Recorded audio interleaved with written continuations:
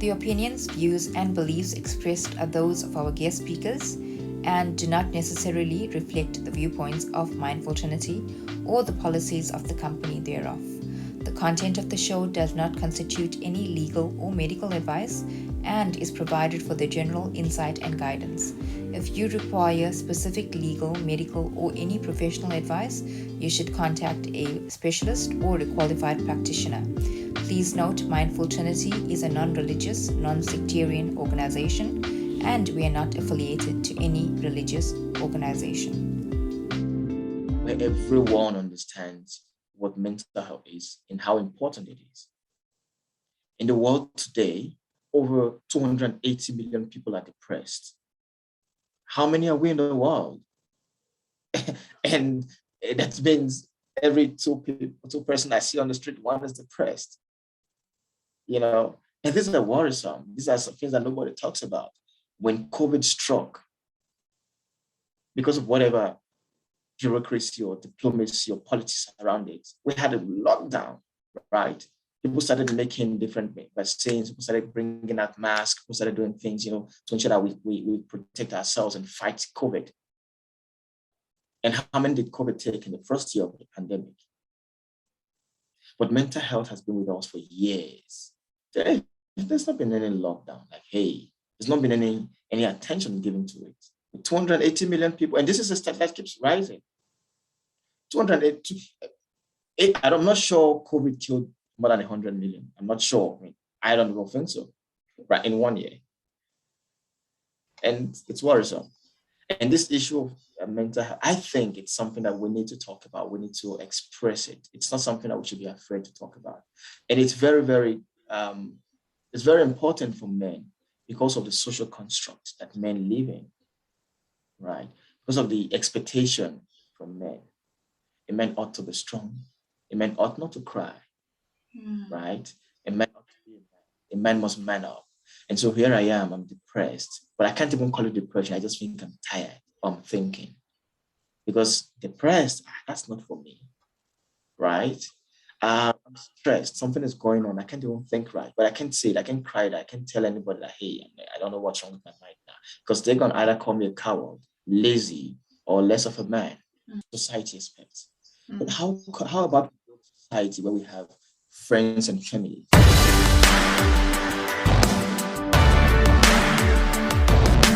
Hello, beautiful people. Welcome to our 4th episode of Season 2 of Mindful Trinity's podcast, where we collectively learn, heal, grow, advance, and move forward together. I'm your host, Vaishnavi Charan. So I'm sure you have caught our previous episode with a very beautiful guest. Her name is Dr. Tommy Mitchell, which was released last week already. So if you haven't, please do give it a listen and kindly leave us a review and also share it with like-hearted individuals. So let's collectively allow positivity to go viral and ultimately change the frequency of the world. And that's what we're doing, one step at a time. Our special guest for today is from Johannesburg in South Africa. He is the leader of One Africa Forum, who believes in the power of unity. He is using his global network to bring transformation and progress to Africa and Africans. He is currently on a mission to educate 30 million Africans and raise 17 million leaders by the end of this decade. So, wow, absolutely beautiful bio there. So, welcome to Prince Erhahon. And we're so grateful that you accepted our invite and you're actually here to share your insights and your knowledge and also your journey with us. Thank you so much, Vaishnavi. It's really a pleasure to be here. And thank you for that generous introduction as well. Thank you. I'm very grateful, like I said, because when I actually started this podcast, my intention was to collectively come together as a community to help society to heal, because all of us are fighting some sort of battle. If it's not this pandemic, it's something else. And a lot of the battles that we are fighting or faced with is internal. Not all the time it's actually external. So that's actually one of the things, that's one of the reasons why I created this platform. And when I actually heard you speak in, I think it was my room, that's where we met on Clubhouse. So most people in South Africa another way of Clubhouse. Clubhouse is just a platform that we have been blessed with as a community. Come together and connect. I think it's the word that I'm actually using quite often recently. I heard it from another person where she said like-heartedness. And I believe that because we like-hearted people coming together, or like-hearted souls coming together to learn from each other and also educate each other. So yeah, tell us more about you. Prince, tell us more about you. Where are you from and your journey? Why did you actually start something like this? Oh, thank you very much, Vaishnavi. Well, my journey has been quite an interesting one, I must say. I was born in a city called Benin, right, in Nigeria. It's in the southern part of Nigeria. So originally, I'm from Edo State, Nigeria. Yeah, that's where I was born. That's where I grew up. Yeah, and I spent quite a number of years there doing a lot of things. And I grew up with my family. We're 9 of us, so 7 of us as children, and my parents. And not just that, we had our cousins, and what have you. We had a very. I grew up in a huge family, Lovely. and that actually, growing up in such a feminist environment did really help a lot in shaping me, right? In getting to know how to be understanding to people, how to understand different people. It really did help a lot. Well, it's one thing for you to know that, oh, as siblings, you have different personalities and so on and so forth, but you can tolerate it. However, when you then have 6, 7 of your cousins, or 8 or 9 of them coming, even now, outnumbering your family, your siblings, and then you got to understand how these people are, and then it was such a beautiful upbringing, I must say. And this was actually because we were warm and open. They reached to people. People could always come around, and it did really help me. It shaped me to get to understand people, right? How people think, why people do what they do, right? And when someone really calls for you and say, "Hey, I need your help," how to really know that, no, this person really does need your help, because your cousin or your younger brother knocks, "Hey, I need your help." You think, you're disturbing me right now. But at some point, you should understand what tone is speaking in, and oh, this person needs the help. Right? Let's get it done. The things like this. And also, my parents as well, they were just so warm and happy, and they're so warm, so generous at heart. And I'm just going to put it out there. There were times where sometimes we felt very upset, like, "Hey, you take care of me, man." I need this right now. And my parents would always say, as best as you can, do for as many people as you can. Just whatever it is, always share. My mom always had this parable, which stuck with me till today, and it's always in my dialect. But the in order not to corrupt the translation, but as close as it is, my mom always said, the only thing you cannot share is what you cannot divide. And that's really gets me. And that's how much I can translate it right into English, right? Which meant she always, as long as you can divide something, as long as you can break something into, you should learn to share with someone, right? And it did stuck with me. Wow. That's principle. And that was just her.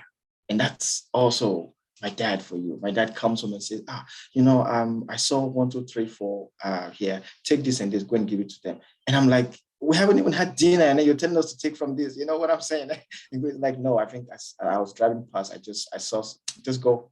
And then, truly speaking, he saw what we did. And so these things actually did help us build a community, right? My dad built a community around us, and he never put us away from the community. One thing, when the community had any, whether it was community project, my dad ensured that we were part of it. Sometimes we didn't want to be a part of it. I'm sure you will understand. We didn't want to be a part of it. Like, no, man. And sometimes it was okay. If you didn't want to be a part of it, your parents could just pay, let's say, 100 rand, as you mean, just to cover it, and the kids would be at home. My dad would say, I'll pay that 100 rand, but you will still go. It's a very good for you to be part of the community that you're growing up. That's how my upbringing. That was actually how my parents taught us how to just unite with people, how to blend with people, how to interact with people. And yeah, growing up in school, I became very social. I naturally I was a social person. I got to connect with people. I did a lot of things. I dabbled into a lot of things anyway, which quite interesting. I dabbled into a lot of things. Growing up, well, don't laugh at me though. Growing up, I actually dabbled into acting. I'm actually a professional, right? I'm certified in that. And I did a lot of things. I actually did comedy. I was a stand-up comedian at a point, but don't tell Wow. I lost all the traits now. I did that as well. I dabbled into entertainment, into music, and also I managed a couple of boys who were also under management as well. And yeah, I dabbled into a lot of things. And of course, a few businesses that I also did, and also I worked as well. I taught in a school, right? I also worked in as a marketing manager in a company, right? At a point, I was marketing a new product. I was in town, so I did all these other things. And every time my parents always told us this was part of the experience. We didn't know what we were doing, and I'm sure you probably understand. It's that phase. You wouldn't know if I sit back and I look at the upbringing. I'm like, oh, okay, So that was it, and that was just it was time for me. I had to leave Nigeria to South Africa, and I came to South Africa. So so beautiful people. The welcoming was warm. I got to meet a lot of people. I got to connect with people. I had a very good friend. Actually, my best friend at that time was from Ethiopia. We did a couple of years together, and yeah, I had. So it's been such an interesting journey, right? And it actually had shaped me to get to understand how Africa, how people, the Ubuntu kind of concept, right, that South Africa has, actually is something that I learned within the family. You understand? So the Ubuntu concept was, as a nation, was something I was taught within my own small family. When I got to South Africa, I understood the Ubuntu concept, and I went further to also understand how to connect with different people in the world and in Africa and so on. And then more than that, I also deliberately started observing and learning, because many years ago, more than 10, 15 years, about 10 to 11 years ago, I actually had this dream of having one African film, of trying to develop Africa, unite Africa, and just bring independence to Africa. And through this, I had to study a lot of things around Africa and different countries and their uniqueness and their struggles and whatever and so on. And this actually shaped me. So when it was time to launch One African Forum, we were launching it from a place of knowledge. And yeah, that's actually how we got to where we were today. And I must say it's been a team effort. Thanks to all those who's been, part of the journey as well. So I hope I didn't tell you too much about my my upbringing. That's just No, it. not at all, not at all. But thank you so much for sharing all of that with us. It gave us more of a better understanding of who you are and more insightful as well of your journey, beautiful journey. I always say we all have a very unique story about ourselves and we have our own personalities. And because of all of those personalities, it makes our world more interesting and more colorful to live in. And only when we understand each other, we accept each other for individuality, it becomes a much more beautiful place to live in. Yeah, thank you so much for the beautiful share. Like I said, it was absolutely insightful and beautiful to learn about you and, learn about different people and to learn about the diversity. It's absolutely beautiful because this world is diverse, but it's also very unified in so many ways. We are the same in so many ways, but we're also very different in many ways. So, yeah, just think about that. You mentioned about your upbringing, and for me, that really hit home because I think we're also very similar like that. Even with us as Indians, we also have huge families. And I know in the old days when my parents were growing up, their homes were small, but had lots of people living in it. And it was the happiest times. When I hear their stories, it made me realize how time has changed because nowadays we have huge houses with very few people living in there and not so much of laughter and happiness. But in those days, they had small homes, but many people living in the small homes, and they ate simple meals, but they were the happiest. That's correct. You're right. Yeah. I agree with Mm. you. Yeah. So maybe we just need to rethink of where we are right now, and what's our intentions, where we actually want to go, and how can we get that happiness from our past or from our parents' past and make it, the happy homes. Because a lot of us, I am actually guilty of this. I like my alone time because in my alone time, I tend to write a lot, reflect a lot. And a lot of blogs has been born from that. Even poetry has also been born from that. Um, but I think the real happiness comes from within, and when you actually have that happiness, you have to share it with others and also make them happy. Selfish to be happy on That's, your own. Am I right? yeah, yeah. You're right. You're right. It's a good thing as well, but it sounds selfish, but it's good. Yeah. So how do you, how do you suggest we actually find that happiness? For me, I actually gave you my definition on how to find it, but it's me just taking from my own experience. But with you, um, according to your transition, according to your journey, where you are right now, and any changes, to speak to our audience, and maybe they're also going through the same thing, and maybe they can also relate or resonate with what we are saying right now. All right. Thank you very much for that beautiful question. And uh, it's quite interesting. You know, before you find happiness, either from within or outside, you need to know what happiness is. Mm, It's important. And also, a lot of people might argue, but I think that happiness is relative. All right. So, what makes you happy might not be what makes me happy. And that also drives us to a point of selfishness, but not really selfishness in a way, just to a point of self consciousness. All right. Where I need to know what exactly makes me happy, not what makes us happy, mhm, right?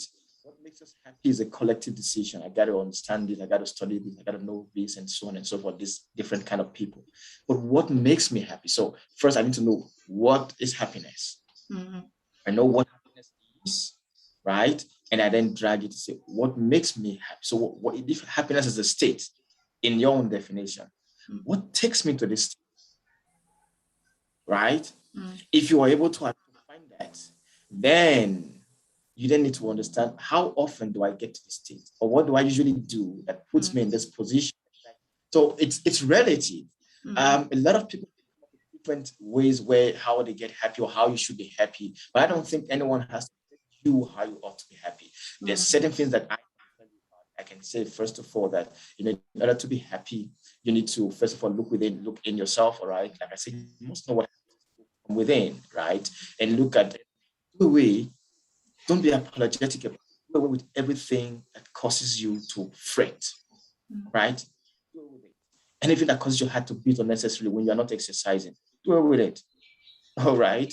Anything that causes you to be so uncomfortable, causes you to look, just do away with it. You can be living in your own space and be afraid of invasion, right?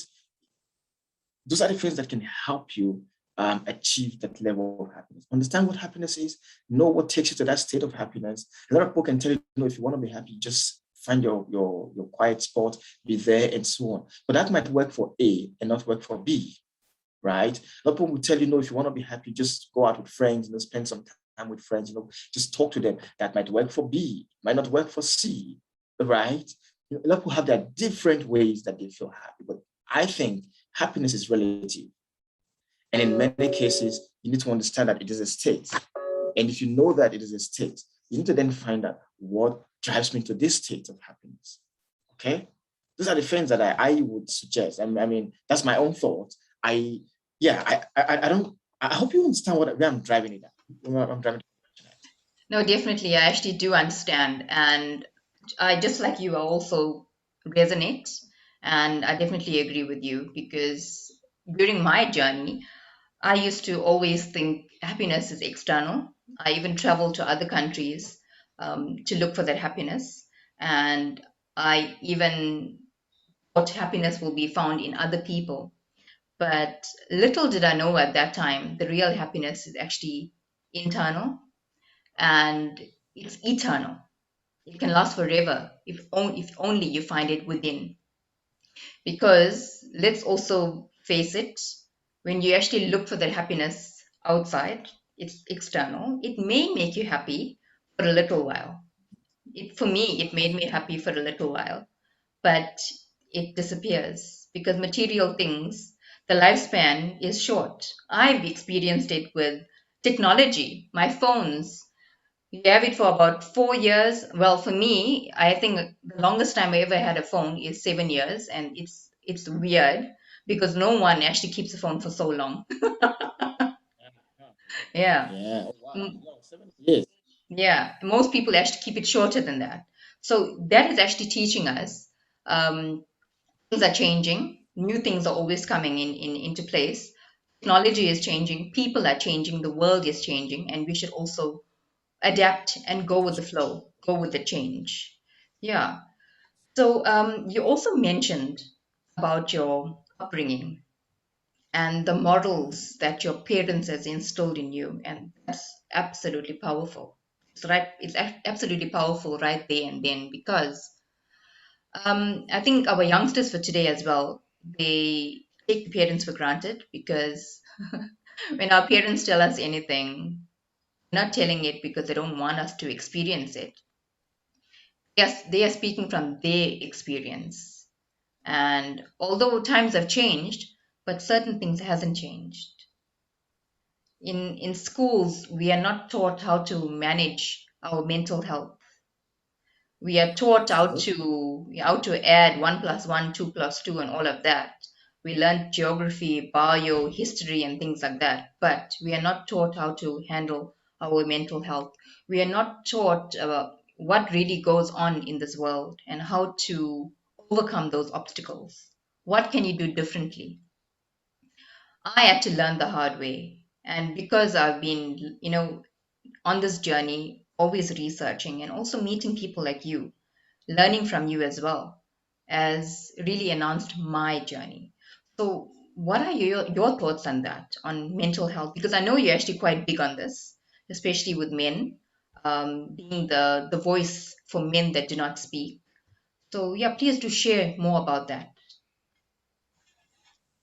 Thank you very much, Vaishnavi. That's a beautiful question again, and also um, lately, such questions have actually hit home differently and kind of become, I don't want to say emotional, okay, but it just there's this knot that is always screws on screws because of the research and the studies that I have been um, doing lately, right? On the issue of mental health, I actually like where you picked it from. It's very important that we start talking about mental health from the cradle, Mm. right? It's very important. I will start talking about mental health from that very point. Um, it's okay. However, you want to break the curriculum, it's important. Break it to a point where you can talk talk about mental health uh, playfully. I don't mind if you have to. If that's how kids will learn. It's okay. Let's instill it in them because we cannot be teaching our kids every other thing and not teaching them how to think right, okay, or how to be sane, or how to take care of themselves and their mental health as well. It's important, and from there we need to build it up to a point where now it becomes a part of you. I mean, there was a time when you didn't know how to read A, B, C, D, E, and so on and so forth, right? You did it over and over and over and over again. Right now, you don't even need to think about what is coming after C, right? It's just a part of it. I think that's the world we need to move to. where everyone understands what mental health is and how important it is. In the world today, over 280 million people are depressed. How many are we in the world? And that means every two person I see on the street, one is depressed. And these are worrisome. These are some things that nobody talks about. When COVID struck, because of whatever bureaucracy or diplomacy or politics around it, we had a lockdown, right? People started making different vaccines, people started bringing out masks, people started doing things, to ensure that we protect ourselves and fight COVID. And how many did COVID take in the first year of the pandemic? But mental health has been with us for years. There's not been any lockdown. Like, hey, there's not been any attention given to it. With 280 million people, and this is a stat that keeps rising. 280. I'm not sure COVID killed more than 100 million. I'm not sure. I don't even think so. Right, in 1 year. And it's worrisome. And this issue of mental health, I think it's something that we need to talk about. We need to express it. It's not something that we should be afraid to talk about. And it's very, very, it's very important for men because of the social construct that men live in, right? Because of the expectation from men. A man ought to be strong. A man ought not to cry, right? A man ought to be a man. A man must man up. And so here I am, I'm depressed, but I can't even call it depression. I just think I'm tired. I'm thinking. Because depressed, that's not for me, right? I'm stressed. Something is going on. I can't even think right, but I can't say it. I can't cry it. I can't tell anybody that, hey, I don't know what's wrong with my mind now. Because they're going to either call me a coward, lazy, or less of a man. Mm-hmm. That's what society expects. Yeah, exactly. That's what society expects. Mm-hmm. But how about society where we have friends and families who can trust? Now, why don't we change it from being a society to being a community? All right, from being a tribe, right? Why don't we trust so that I can confidently and comfortably trust you and say, I really don't know what's happening, but I know this is it. And you are able to say, that's depression kicking in, without judging me and saying, oh, come on, look at John, look at Peter. They're doing the same thing, but they're all doing fine. How about you? How do we break this? How do we help each other with this? It's very important. For men, I'll just quickly round up by saying, you probably have heard me say it. The rate of suicide globally is spiking. 800,000 people dying every year to suicide. That's alarming. And it breaks down to say one person every 40 seconds died by suicide. Vaishnavi, how many are we having this interview for? One person every 40 seconds died by suicide somewhere in the world.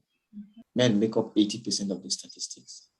Yeah, so so I actually like what you are doing because you are changing way society look at things, and that's a very big and yeah, that's actually a very big initiative, and not many people are doing what you are doing.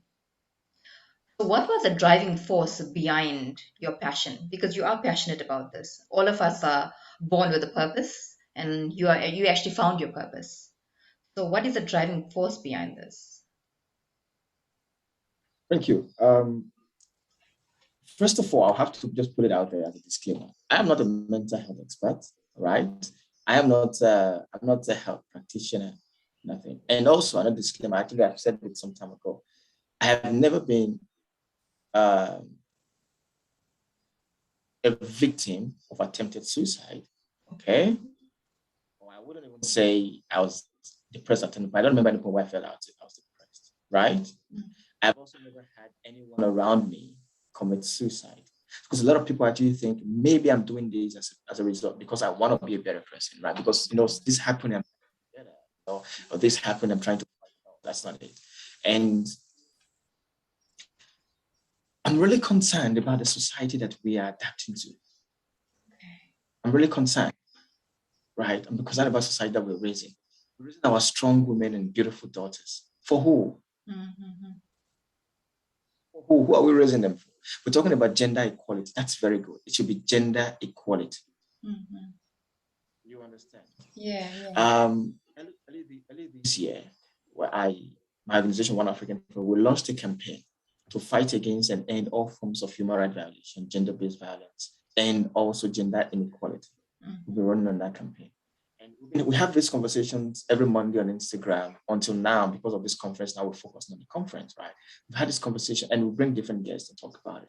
From that, we realize that many issues that surround gender-based violence, and we see how high it is in South Africa, surround gender-based violence, actually as a result of a social construct. So how do we start? That we started a project called the Noble Club. Noble Club, we needed to get the help of social workers, psychologists, mental health experts, and so on, and train them, of course, dispatch them to schools, station them at different schools around the continent, right? The same way in companies, there are psychologists where you feel you need to talk to someone, you can book an appointment with a psychologist. Wanted to also have that in schools, right?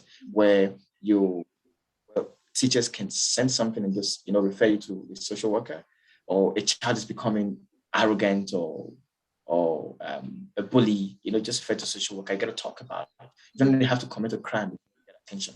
Now, these things, we've been doing that, right? Just to make sure we build a better society for our people. Now, this issue of this men specifically, right? Because we've been doing this whole gender thing, trying to balance gender, advocating for women a lot, and also advocating for men. When I talk about gender equality, I'm talking about gender equality, not women empowerment or men empowerment. You understand? When we talk about gender equality, people think about women empowerment, right? Because I understand gender equality is gender equality for me. What is good for the goose is good for the gander. Yeah. That's how I work. That's how I think about it. Now, for this very issue of now taking on men, it actually was sparked by an incident that happened in South Africa. And then we had a conversation like on Clubhouse, and people started coming from different parts of the world and were giving their stories and then telling how nobody wants to talk about it. Wow. And I was just in the room. I wasn't the host of the room, but I was in Madrid. I was just in the room listening. People were just giving their stories. And for some reason, it did shake me. And I felt, nobody's talking about it, but it's a problem. It's a problem. I might just, every second person walking on the street is a living dead. There's a casket walking. Nobody talks about it. You understand? People are depressed on the street. People are waiting to commit suicide right now. And so you're driving on the street. The next person is suicide and just walks on the road, and then you hit them. Now you are guilty of helping somebody who wants to commit suicide.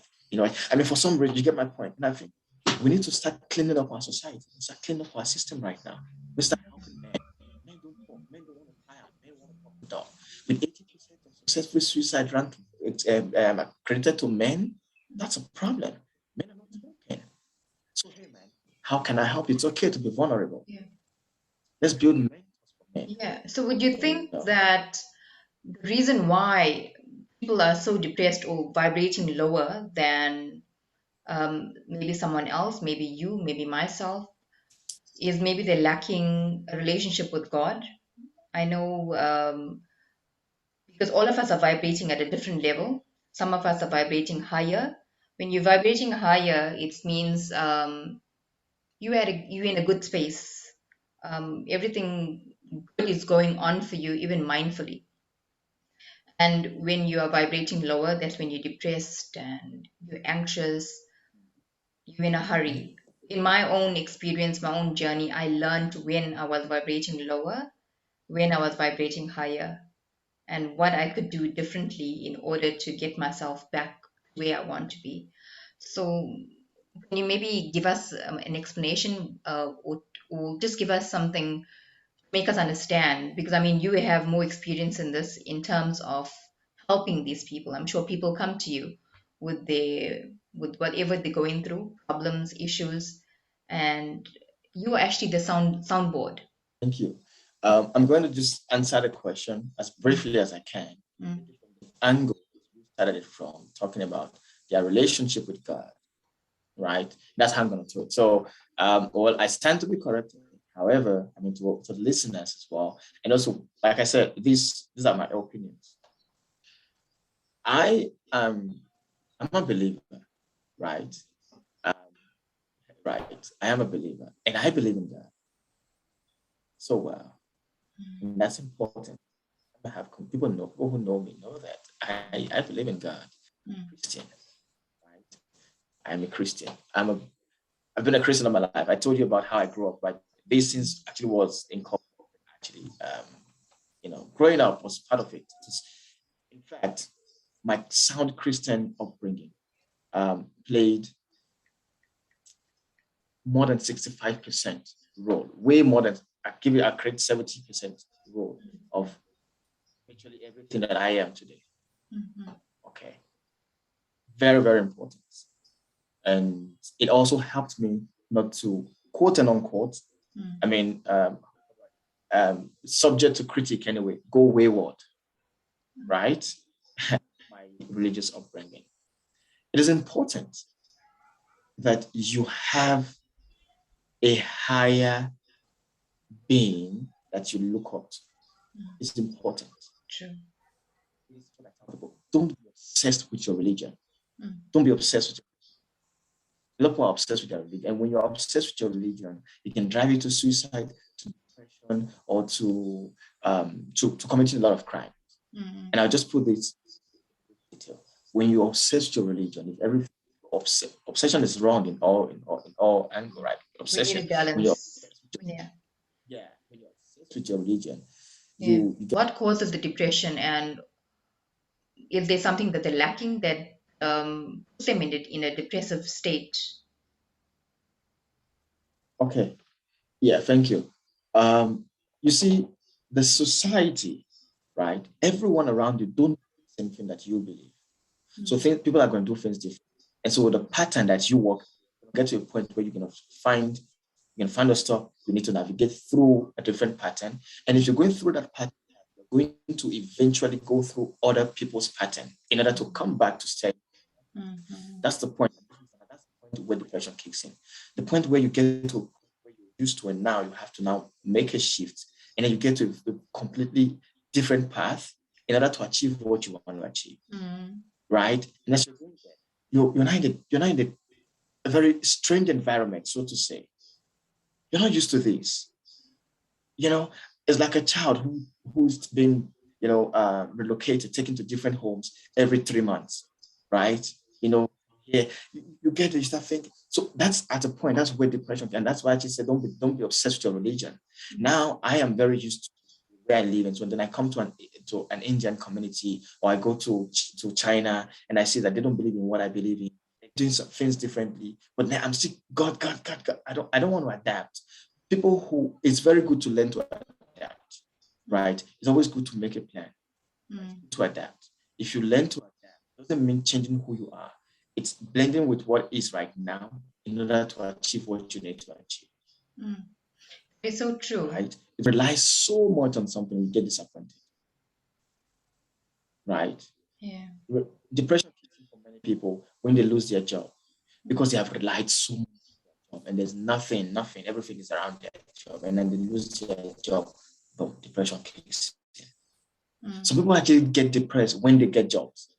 Some people just got employed, now depression kicks in because they're so used to not working. You know what? For me, I actually I've realized people are never happy when they're not grateful. So whether you have a job or whether you do not have a job, and if you are ungrateful, you're never going to be happy, because everyone, this world that we're living in is a battlefield, and we all are fighting some sort of battle. It may be I'm fighting a total different battle compared to you, but it does not mean that my battle is more superior than yours. Absolutely. Depending what you are going through, and what help you're getting. And you actually made a comment about obsession with religion, and it does exist. A lot of people are obsessed with religion. But in my culture, we are taught not to follow blindly. You need to do your own Yes. research. You need to understand why you're doing it. And if you are doing it and it makes sense to you, all good. Because that's why we must ask, we are encouraged to ask questions. Have the inquiring mind. And with all those questions, and if it is actually answered and it helps you in whatever you're going through, you're on your way to recovery. Because Exactly. yeah, no, go ahead. Absolutely. I agree with you. I agree with Yeah. you. Don't be obsessed. Don't be because now obsession can drive you to say, oh, you know what? I think I'm done with this earth right now. I love my makers. I want to go make Yes, absolutely, absolutely. that And yourself. there are many religions or religious groups around the world, and a lot of them actually coax or encourage. They encourage their followers to behave in a certain way. But the religions that encourage people to help one another, to love one another, to be kind to one another, and I think majority of the older religions do that. There are a lot of man-made religions as well. It's a That's correct. reality. That's correct. Yeah, it is a reality. But and I always say religion is personal, just like politics is personal. Absolutely. That's true. Mm, You're right. yeah. And to have a guide, a spiritual guide to guide you in your spiritual life is essential, because certain things you would not understand why we're doing it. And that's why I say, when you follow blindly, you don't understand why you're doing it. And some people do follow blindly. They do it because Yeah. the parents did it, they do it because the grandparents did it. It does not make sense to them and they continue doing it. When you actually have that inquiring mind, and because this life is a journey, why we are Yes, put yes. on this planet, there's a reason why we are here. But if you do not ask questions as you journey through, you're just wasting your time and your life on this earth, because none of us know how many days, how many months, how many years we have here. I agree with you Yeah, completely. The yeah. journey and it's important to ask questions on the journey. I mean, um, there's a saying where I'm from, and my parents really did speak a lot of parables to us while we were growing. And sometimes like, what's that? You know, and then they speak parables. And then but as you grew, as you in many cases when they really want to tell you and just tell you a parable, just a very short word, and then you know, but later you start thinking about, oh, that's what she was saying. And it's true. And there's this saying that they would sometimes say that if you if you're traveling and you don't ask questions on your journey, you will not get to where you're going. And if you do, you will not get there on time. Wow, that's powerful. So you either get lost. That's powerful. You either get lost or you not get. So it's very important as you go. You need to ask questions. Hey, sorry, wait, how do I catch a taxi to XYZ? Hmm. Right? Or you're walking on the street, like, hey, sorry, where is XYZ? If you assume that you know where you're going and you're if you assume when you don't know where you're going and you don't ask questions, you either not get there on time. It's so If you true. do, or you never get there, or you get lost. It is Yeah, very well, so even in life is a journey. It's mm, important to question, to ask questions, right? You've been presented with this holy book.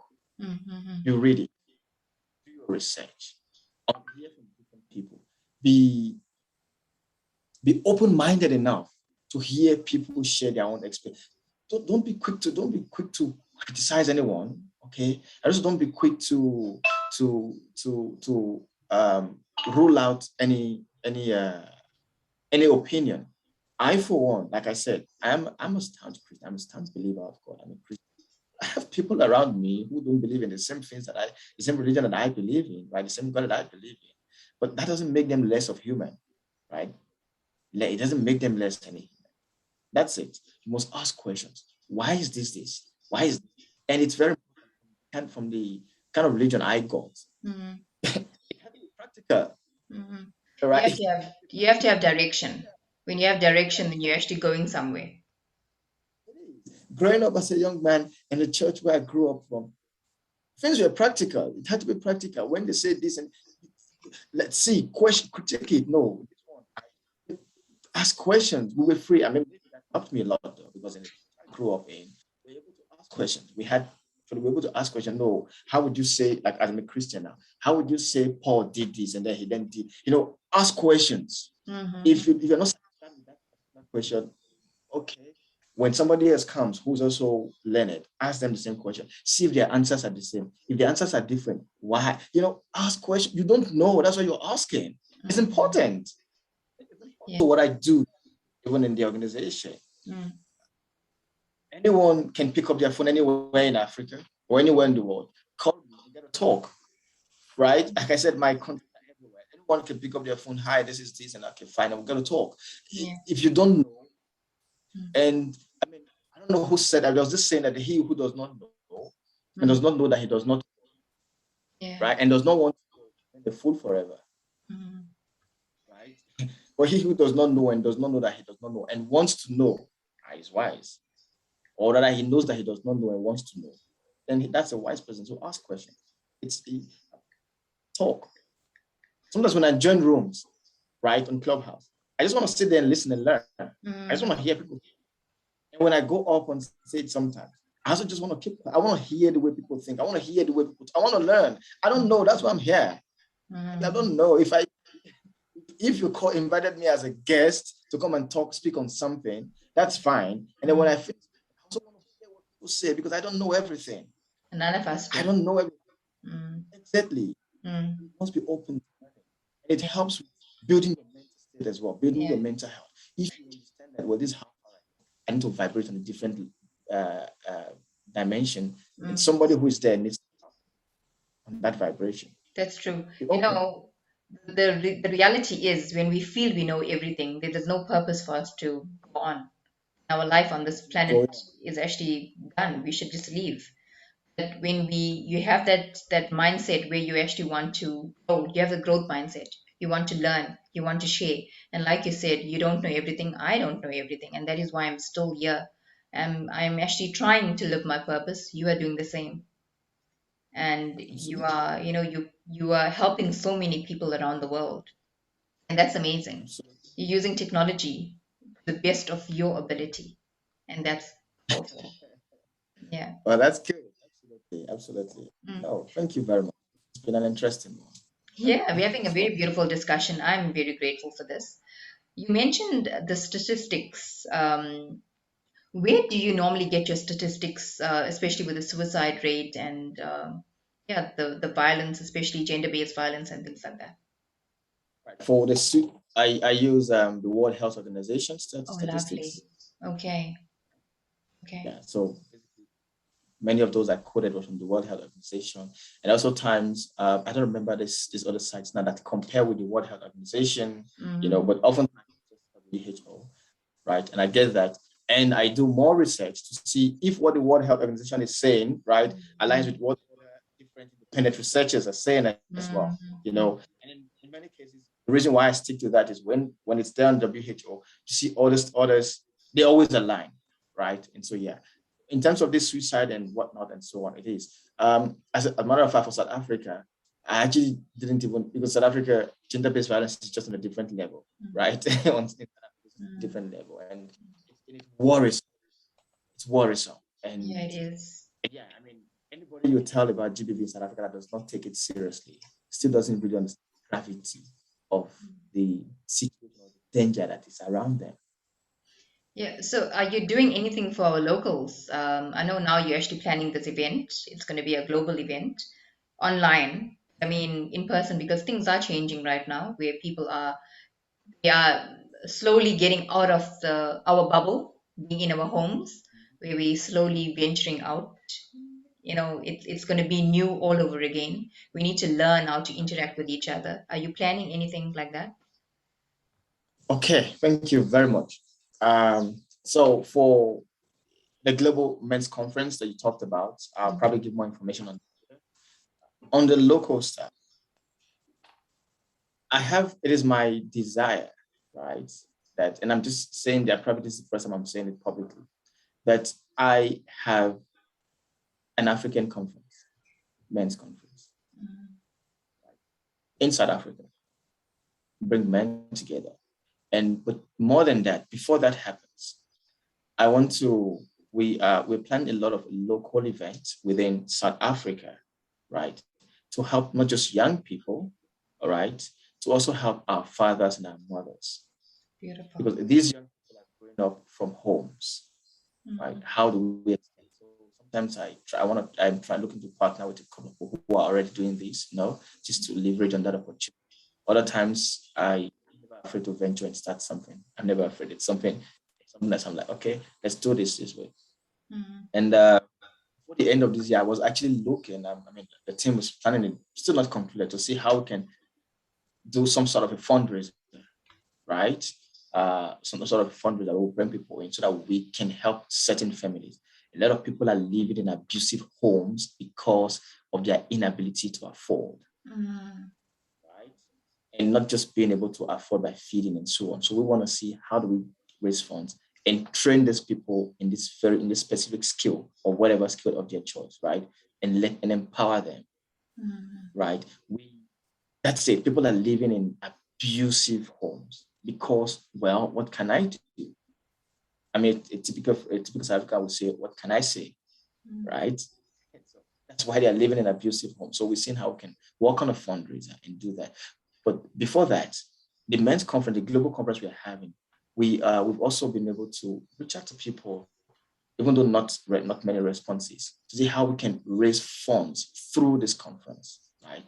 That funds, it's to help us build structures globally, right? I am in South Africa currently. We have teams from different parts of Africa and also around the world. We want to see how we can help it. Personally, I believe people need to have freedom of choice, right? And of course, that's what. So let me be here because I want to be here. I don't want to be here because or just because. I don't want to be here because I don't have a choice, Mm. right? If you are being abused, people must respect you. It's very important. Yeah. Nobody has the right to feel uh, dominant over you. Yes. Nobody has it, male or female. And like Mm. I said earlier, when I say gender equality, I mean gender equality. Mm-hmm. You understand? Not Yeah. male empowerment or women. And that's very Yes. important. So that the things we look at fundraiser on. And yeah, so whatever I'm planning before the end of the year, of course, we have an African youth conference in December and so on. But I'm looking to see how I can fundraiser in South Africa, Mm. right? So that we specific homes. And yeah, that's still a progress. We've not launched that out, and we need like-minded people who've done it before. I've never done a fundraiser. I've never done a fundraiser. And I can categorically tell you right now that One African Forum will be running all these years and running this project and so on without a sponsor, not a single. Yeah. So I Yeah. have never been. I'm not so. I don't know. Maybe it's my. I don't know how to ask for money. I don't know how to ask people for money. I guess when I you're don't know how passionate to. about something, you will learn. It is difficult. Right? It's just a mind shift. Doing it for a I think cause. I need to learn it. Yeah, I need Yeah. to. I don't know. So Mm. One African self-funded all this while, It's just all this while. unlearning. It's unlearning the relationship that society has actually engraved in your mind about money, because now you're not asking to do something bad with it. You're not asking for your own self. You're asking for the purpose of others. You have a higher purpose, and that's what you're doing. Yeah. So maybe just change That's that. what the fundraiser is going to be about. That's what the fundraiser is going to be about. So I need people who can help me learn this to be a part of the team. Let's see how we can Yes. have a fundraiser for this particular project, and that's just it. Yeah. So Well, yeah, everything will fall into place because I mean, you're not selfish. You're selfless. So everything will definitely fall into place because, like I said, you're doing it for a higher cause. Okay. With that being said, so the way you help humanity, especially the male community, oh, in fact, community at large, even women are also getting helped through this. Are you helping them only through these global events or local events, or is it any other way whereby, say, for instance, I have an issue and I'm a male, I have maybe some mental challenge where I'm suicidal, and I come to you for help with that? Are you doing that as well, or are you just doing these events on a larger scale? All right, no, thank you very much. Like I said earlier, I'm not a mental health expert. I'm Okay, not a okay. psychologist. I'm not Mm, any of this, right? But what mm, I have tried to do, is, right, is build a community around me. And it's mm. something I also want to. As a matter of fact, from this Global Men's Conference, which I'll probably just give a detail later, this Global Men's Conference, part of the structures that we are building is to build a global network of mentors, right, around the world, global Mm. network of mentors and mentees. And many of some of the speakers who will be there are experts in their different fields, psychologists, therapists, and so on Lovely. and so forth. Now, who will be a part of the conference. Now, these are people I am putting around me. Should you come to me and say, hey, I have this problem, I'm depressed, and so on and so forth, I am confident enough that if I pick up my phone and call Peter or call John and say someone needs help, Peter Mm. or John will be able to refer you and say, no, don't worry, you'll find everything is okay. Just call this person, tell them you're from me, or call this person, tell them you have a problem. They will help you. You Mm. understand? Because I claim to be an expert and say, oh, you're depressed. All right, and speak from studies. It's, Mm. people need to either speak from experience, and these are people. I need to take them to professionals. So you come to me, I can only calm you down. I can only guide you, right?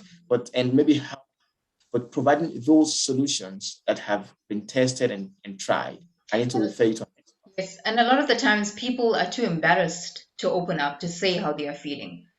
I mean, when I actually went through burnout, when I went through depression, I never told anyone about it. I found ways how I can overcome it. I'm the fortunate one. Not many people are like me. Oh, exactly. Yeah, Not many people are that fortunate. yeah. Not many people are So correct. we Right. just need to find ways in helping these people without pointing it out. You have depression because people don't want to acknowledge it. They get embarrassed. Yes. Um, okay. Now lots of people are coming to you and opening up. It's sometimes a lot to take in, and because I'm also in the space right now where I deal with a lot of people that go through mental challenges, mental health challenges. As a yoga teacher, recently I went through burnout. In my previous episode, I spoke about it. So, and at that time, because I knew that I was going through it, I had to take a step back and not be out there too much, helping everyone else. I need to refill or refuel my own cup. So, with you being in the space as well, although you say that you're not an expert, you don't have to be an expert. It's because you're already in this field, you're building a community, and people are recognizing you for doing what you're doing. So, with all of these people coming to you and opening up to you, you are, of course, you are sending them to another thought leader, another expert in their field. How do you manage your mental health? All right. Thank you very much. How I manage my mental health. I try as much as possible to be sane, and that's probably vague. That's probably so vague, right? I try to always remain conscious. Okay, I try to understand the triggers, the things that trigger me to want to start thinking differently, right? I've studied myself. Like I said earlier, in happiness, you need to know yourself. I've studied myself to a point. Things that trigger me. I know comments out here that will trigger certain emotions for me that maybe want to make me either react. And I know, and I'm very good at keeping quiet. I am very good at keeping quiet. I could just be there. I'm very good at keeping quiet, right? But then in keeping quiet, I try to, that's me not reacting to what others are saying. Because in many cases, this whole issue of mental health is triggered by what others are doing to you, right? Mm. I have a way, and also I have people that I trust, that I talk to, people that I trust that I talk to, right? And these are from both genders, male and female, that I trust, and I'm like, hey, I need to talk. I mean, just yesterday, I picked up my phone and I called a friend of mine whom I trust. I was like, hey, this is happening. What's up? What's your advice? And we spoke for a few minutes. All right. Now, that's completely not related to mental, but because I needed some advice, I called him. All right. And that's, I have people, I called him and he spoke and he gave me very wonderful, and it worked out. The way he said it, it worked out. Okay. It's important. I work on those traders. I have people, I also have ladies that I trust that I can call and say, hey, what's going on? Because sometimes the way women think, right, it's different. Of course, we know it's different from the way men think. Sometimes you might just find that the solution to the problem is in the thinking of a woman. It's very important. You might just find that. So in many cases, there's things I think, let me talk to this, and I talk to a lady about it. And then they come up with their, oh no, and so with a solution and all emotion around it. And then that's the solution that comes around. I'm thinking logically. My guy friends are thinking logically, but I need emotion to address this issue right now. And I wouldn't know until I talk to a woman about it. So I surround myself with people I talk to. It's Right? good I must because do that balance. It's yeah, very it is very good because I mean all of us have our strengths, all of us have our weaknesses. But when we join forces, we actually have balance. So I actually like that. This has been such a beautiful and absolutely insightful conversation. I'm so grateful to you. And can you believe it? It's already been an hour already. We've been talking. Yeah, when we're having fun, time really passes by very fast. Okay, I'm going to be playing a very short game with you. So it's going to be one word answers. Okay, just to get to know you. Yeah, just to get to know you a little bit better. Okay. So one word, just one yeah. word. Sorry, you said No, go something? ahead. Go ahead. Okay, awesome. No, it's gonna be fun. Okay. One word that describes you. Dynamo. It's lovely, very lovely. One word that grounds you. This is your anchor word. Whatever you may be going through in life, you go back to that word and you remember that word. So basically, it grounds you.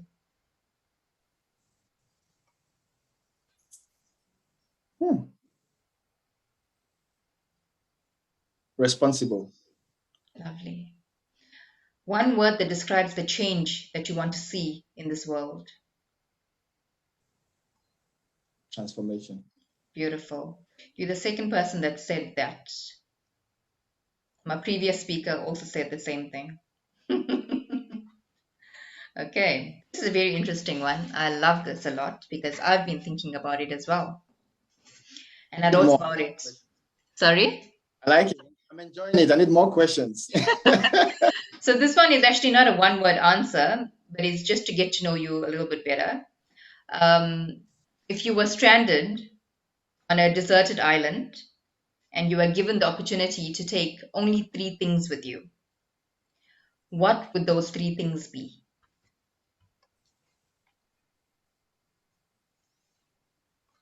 To take two things with me out of the island or to the island. To the island, because now you're going there, you want to travel lightly, and you're given the opportunity to take only three things. So, what would your choices be?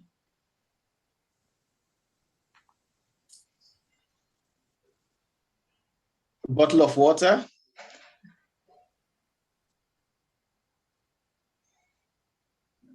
a tent,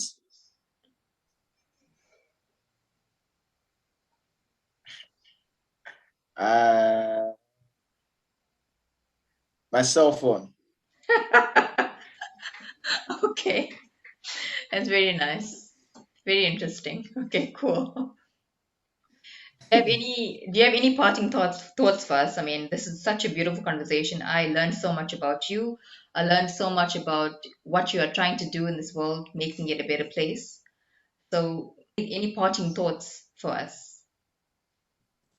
Um, well, I just say let's try and keep safe, all right? Because I say for this conference that we're doing, I think I actually kept saying I'll talk about it. The conference that we're doing, I say the purpose we're doing this is to make our men saner in order to keep our women and children safer. So I think so my pattern was to just be, let's stay sane and keep others around us safer. And those are my pattern words. And yeah, so the conference is on the 19th of November. Okay. Lovely. Yeah. just a few days away, and it's it's gonna run for 16 hours across global time zone. Lovely. Okay, it's starting at 8 a.m. our time. It's gonna end at 12 midnight. Okay, so we're having speakers from across the world who will be part of it, male speakers, and yeah, we'll be running around time zones as well. Registration is up on our website at www.oneafricanforum.org, www.org. So it's already up there and so on, and yeah. And any information, how if you'd like to support, however you want to do, it's up there on the website. And if you would like to partner or collaborate, and you want to put your brand on it as part of the partners and so on, whatever, however you want to do, you're welcome to reach out to us. Let's see how we can work on that together. Just need your logo, put it out there, and the sooner the better, because the flyers or other details will be out in a couple of days. Oh, lovely. Absolutely beautiful. So, okay, I understand this is a men's initiative. If women want to be a part of it or want to attend, are they able to? Are they allowed to? Okay. All right. It is a program that is organized by both men and women, right? It's been organized by men, like talking about supporters and collaborators, male and female are doing it together. But the summit itself, right, is a men-only retreat. Okay. Only men are allowed in that space because we're creating a safe space, right? However, on Clubhouse, right, the women are meeting on Clubhouse to have their conversation there on that same day on Clubhouse in South African Connections. That's the Roman. So I get to do a lot of things with South Africa. You see, I'm in South Africa right now. I get to have a lot of connections with South Africans. So on South Africans Connection Clubhouse, women are meeting there and having a conversation. It's very similar to what we are having for that time, for that whole period. But they are not allowed to be in the men's space and have that conversation, right? It's a men's, we want to talk the bro code, want to speak the guy language, and that's, you know what I'm saying? It has to be a safe space for men only. And yeah, so a lot of women are there, some of them who have companies or who have brands are jumping on and say, okay, let's do this, let's do that, and so on. And yeah, putting their brand. And of course, if it's a program or a brand that's owned by a woman, we won't say we will not be as collaborators or partners because she's a woman. It is both men and female out there. But for the actual conference, right, the men are meeting alone there, but they know that this program has been powered by both men and female. Is it because the men prefer to only be surrounded by men discussing things? Maybe they don't want us to learn about it, but okay, this is just me saying this, and maybe you will disagree with me. Women also needs to learn how to deal with men going through mental health challenges. Not to say that we are different in many ways. We are very similar, but we're also very different. Because the way I would actually handle my stresses are totally different to another person, not just another man, another person. Because I'm actually more aware, That's correct. So we believe men need men. Okay. Men need men, right? It's very important. And I guess also it's because they're uncomfortable sharing certain men are, things. when you see, you and I are here, we're having this an interview, right? If we had 4 or 5 men right now and want to start talking about certain sensitive things, some men would not be able to talk about it because you are here. Okay, right? I understand. You know what I'm saying? So we're saying we want to create a safe space, and that is why we are not saying women out of it completely. We're saying we're happy that you support us. Support us. You want to promote it for us, advertise it, let men know that this is what men are doing. You know what I'm saying? A lot of, we actually said, write letters and send to us, and then we're going to read that. Let us know what you think and what you'd like us to be and how you'd like us to be better. We want to hear the woman's voice. Do a short video, 30 seconds, and send to us, right? We want to know video. We want to hear from the women, but we want to have that conversation in a men-only space, right? Okay. So a suggestion from me, I'm not sure whether you guys are going to be doing this. So after this whole retreat, maybe you can video it, but don't play where you're showing the faces. You could actually condense it and take out the key points on what was shared from there by the men, educate all of us. So we would know how to approach certain situations because, I mean, our fathers are men, our brothers are men, we have friends that are men, we have uncles, we have cousins. Yeah, so it's endless. And a lot of us don't know how to handle such certain situations.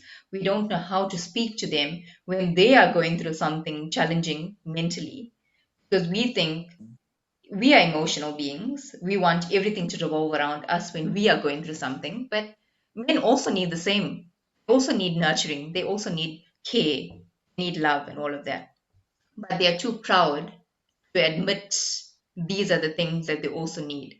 So if you can actually take the points from that, and maybe you can actually share it with us in a video or in a blog, but just to let all of us know so we can know to proceed. going forward. That's a beautiful suggestion, and yes, we'll take action on that. That's very beautiful. We actually even telling men, hey, you're coming on this show. It's okay. Come with your cameras off. If you don't mind. Come with your name anonymous if you don't mind. Come. You're free to do that. Yeah. That's good. That's good. We'll take out those points. It's very important that the women also know what we talked about, Yes, right? that's true. Yeah. Not necessarily the exact competition, but how we feel that we have either been neglected or been supported, or how we feel we should be treated. I mean, women need to know how we feel somehow, right? Mhm. So it's a good idea. Good Yeah. idea. Okay. And yeah, Awesome. So this season, I'm doing something a little different to my previous season. I'm asking my guests, which is you right now, can you recommend another guest on my show? Maybe a thought leader, a change maker, just to educate my community. Someone that maybe you look up to, someone you maybe know, someone maybe you don't know personally, but you would like to see on the show to educate the community. have you had Elder Jay Naidu on your show? No, Jane, I do. I recommend. Why did you? Why did you actually? What is the I word that I'm bumped, looking for? Suggest him. I bumped, yeah, I bumped into him on Clubhouse, right? And I've been checking. Yeah, he's also on Clubhouse. This was such a beautiful conversation. I had so much of fun getting to know you, getting to know your purpose, and I definitely resonate with what you're doing, and I'm so honored and blessed to actually came in contact with you. Just to know that there are other change makers in this world, and there's lots of good that's happening. So thank you for doing what you're doing, and just continue doing what you're doing. And yeah, so I hope that we meet in person one day. And yeah, we just trying to do what's best for this world and for ourselves as well.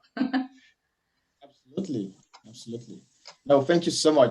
Yeah, of course. I'm in South Africa, so the chances of meeting is very, very, very huge. It's possible. So Yeah, yes, hopefully one of these. And thank you for the opportunity as well. Thank you for the time. It's been an interesting conversation.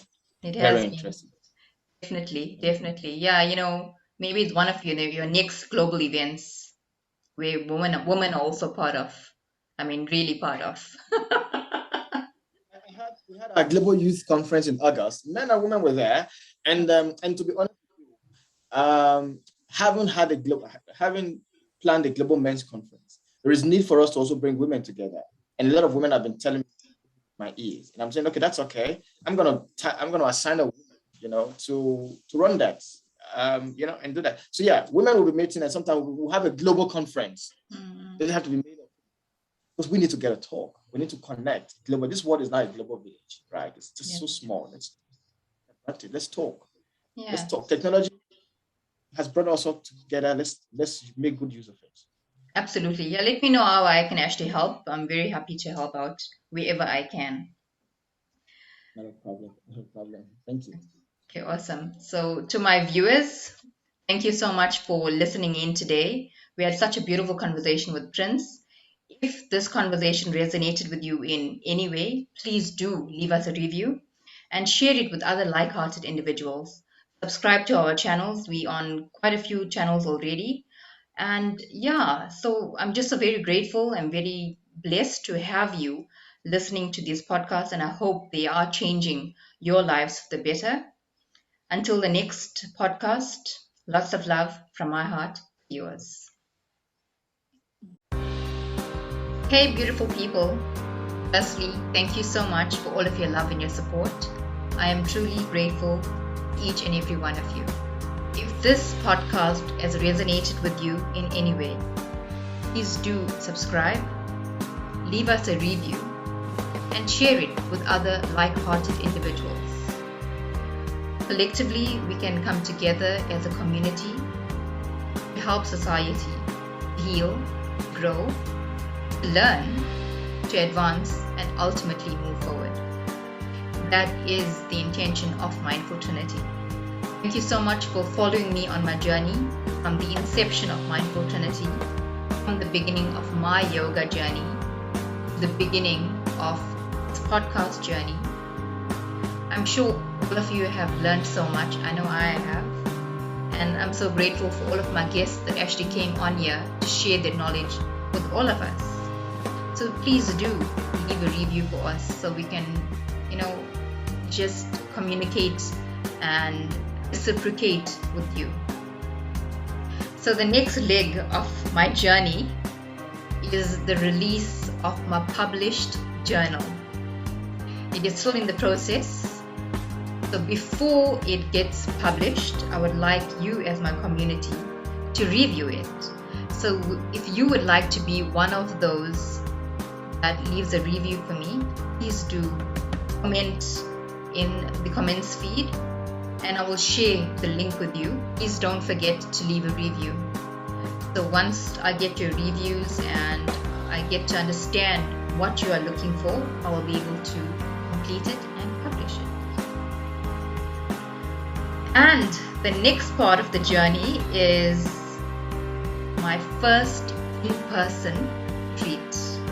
If you have attended my first virtual event, I'm sure you would have learned it was such an amazing event with His Holiness Bhakti Chaitanya Swami.